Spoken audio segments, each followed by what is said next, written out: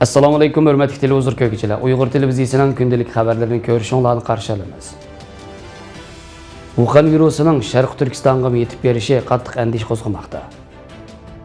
Wuhan virus tarqalgan rayondan Amerikaga borgan o'quvchilar dars kirgizilmadi.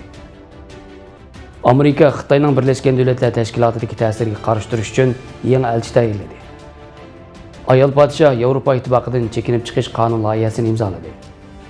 Tövəndə dehqonlar xəbərlərimizin təfsili məzmunları bolsun.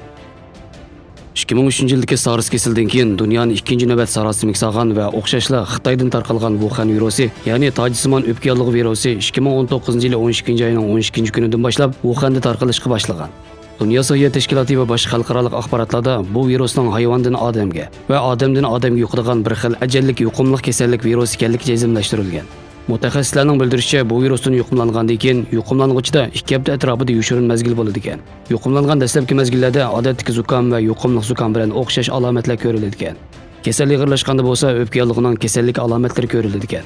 Bu virusning nupusi ko'p, uchurlarning oshkorligi to'van davlat bo'lgan Xitoydan. Bo'libmi chag'an mazgilidek insonlarning sayohat qilishi eng yuqori to'lqin hosil qiladigan bir mazgilda tarilishi butun yer shari xarakterlik sarosin paydo qilgan. Uning bu qadar kuchlik andish hosil qilishidagi eng muhim omil bu virusga nisbatan hozir hech qanday vaksina va dori yo'q bo'lishi. Virus keltirib chiqargan tipik bo'lmagan o'pka yog'lig'iga nisbatan hech qanday davolash bo'lmag'achqa bemorning o'lib ketish nisbati yuqori deb qaraladi ekan. Shu sababdan u kasallik hozir insonlar orasida alohida jiddiychilik paydo qilayotgan bir paytda 23 yanvar kuni atalmish Xinjiang Uyg'ur avtonom rayonlik Sahiyya sog'lomlik komiteti Sharq Turkistonda Wuhan virusi bilan yuqumlangan 2 bemorni jazmlashtirganligini e'lon qildi. Jungo Uyg'urcha radio to'rining xabariga qaraganda, Sharq Turkistonda bayqalgan 2 bemorning biri Li familiyalik 47 yoshlik er bo'lib, 15 yanvar kuni Wuhanga berib, 20 yanvar kuni Sharq Turkistonga qaytgandan keyin qizishga boshlagan. Mag'dursizlangan, muskillari og'rib doktorxonada davolangan. Ikkinchisi Go familiyalik bemor bo'lib, 52 yosh. Uzun mazgil Wuhanda xizmat qilgan. 19 yanvar kuni Sharq Turkistonga qaytgandan keyin kasallik alomatlari ko'rilib, doktorxonada davolangan. Uning Wuhan virusi bilan yuqumlanganligi jazmlashtirilgan. Hozir bu 2 bemor bilan quyuq aloqada bo'lgan yana 3 kishi ayirib kuzatilmoqda ekan. Hozir qadar bu xil o'limga apiradigan kasallikni keltirib chiqargan bu ajallik yangi virusning insonlarga shaparangdan yuqqanligi taxmin qilingan bo'lsa-mu, biroq uning qanday yuqqanligi va uningdan qanday saqlangan bo'ladiganligiga oid pek ko'p ma'lumot yo'q ekan. Xitoydan tarqalib dunyoviy sarosin paydo qilayotgan Wuhan virusining yuqum ahvolini kuzatib turayotgan Uyg'urlar bu qo'rqinchli virusning o'zlari xabar olmayotgan ota-ona va urug' tuqqanlar turayotgan Sharq Turkistonga yetib borganligi haqidagi xabarlardan qattiq andish qilmoqda.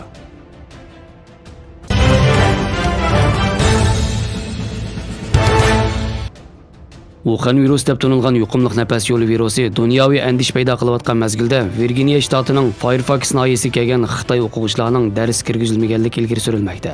Xabarlar qaraganda Xitoyning Xubey o'lkasi Wuhan shahri Wuhan virus deb ataladigan yuqumli kasal tarqalgan va yuqumlanish eng og'ir bo'lgan rayonlarning biri.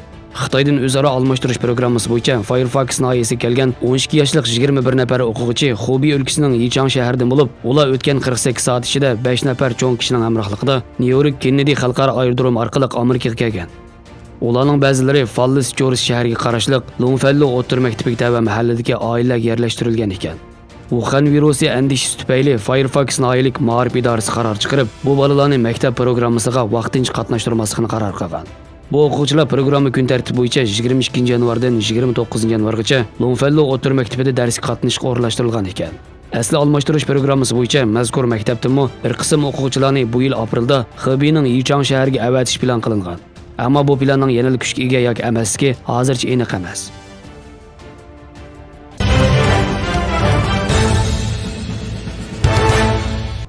Amerika Tashqi ishlar ministrligi Xitoy hukumatining Birlashgan Davlatlar Tashkilotida kun sari kuchayotgan ta'siriga qarshi turish uchun 22 yanvar kuni alohida elchi tayinladi. Tashqi ishlar jurnalining bu to'g'risida e'lon qilgan maqolasiga qaraganda, Amerika hukumati toki yaqingacha Shimoliy Koreya ishlari bo'yicha alohida elchilik vazifasini o'rindab kelgan Mark Lambertni bu muhim o'ringa tayinlagan.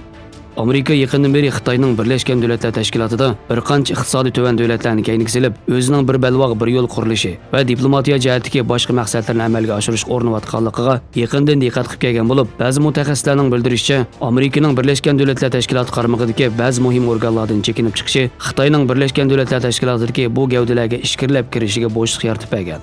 Yangidan tayinlangan alohida elchi Mark Lambertning Xitoyning Birlashgan Davlatlar Tashkilotidagi ta'sir doirasini cheklashda duch keladigan tunji siniqi 5 va 6 mart kunlari elib beriladigan Dunyo aqliy mulk tashkilotining bosh direktorini saylab chiqishi ekan. Xitoy hukumatı Birleşken Davlatlar Teşkilatı'daki bu muhim organni o'z qo'liga kirgizilish uchun Wang Biningni kandidat qilib kirgizgan ekan.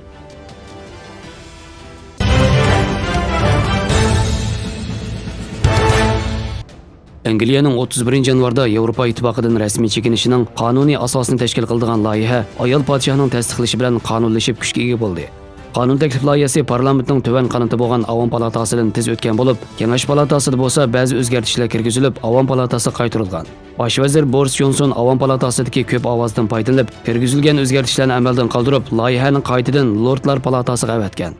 Angliya bilan Yevropa ittifoqi o'rtasida tuzilgan ittifoqdan chekinish kelishimi bo'yicha Angliya 2020-yil 31-dekabrgacha ittifoqning a'zosi sifatida davom qiladi. Biroq siyosiy qaror mexanizmi ichidan o'rin ololmaydi. Bu o'tkinchi mezgilda taraflar keng doiralik erkin savdo kelishimi imzolash uchun muzokara o'tkazadi. Angliya o'tkinchi mezgilning muddatini uzartishni talab qilmoqchi bo'lsa, 2020-yilning iyun oyigacha talab qilish kerak ekan.